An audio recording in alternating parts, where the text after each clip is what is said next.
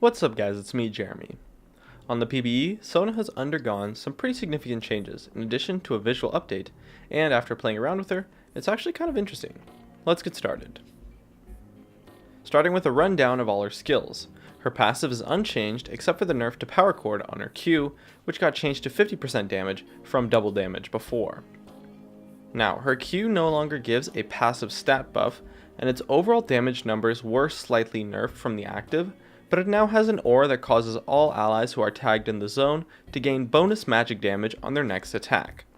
The problem is that it only lasts for one attack in lane, so unless you have good synergy with your AD carry, it kinda just gets wasted on creeps most of the time.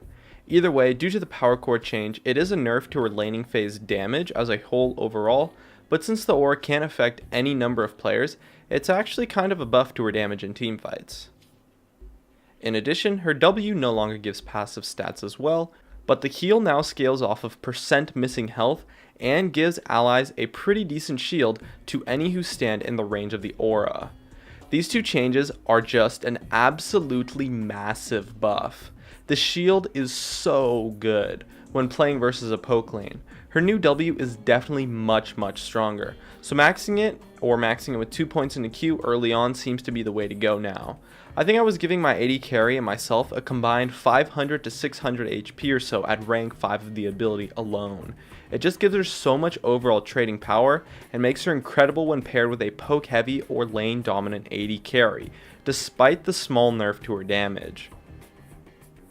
And her E now scales much better, and the movement speed stats it gives now are actually a lot more significant.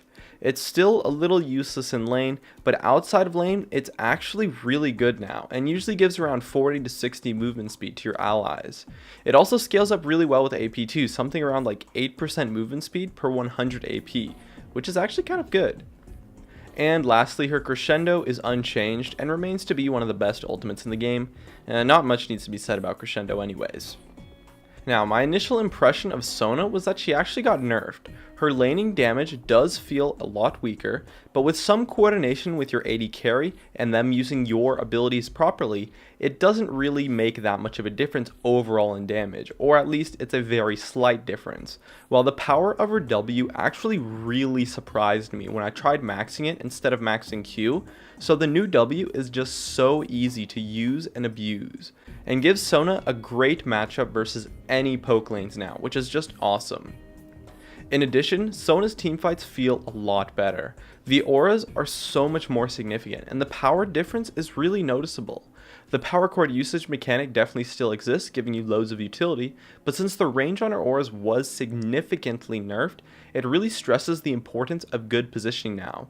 You can't just sit in the back, and you can't just sit in the front either because she's still fairly squishy, although not as much as before. But it does kind of introduce this mechanic that encourages your team to bunch up so they can all get the effects of the auras, which can actually be really bad sometimes, and creates room for a potentially huge mistake to be made. So that's definitely something you want to watch out for. But overall, Riot had a goal of making her auras more impactful, removing invisible stats while increasing her cooldowns, and they definitely managed to accomplish just that. Her kit is more dynamic and feels a lot better to play, and overall, she's just more fun, at least for me.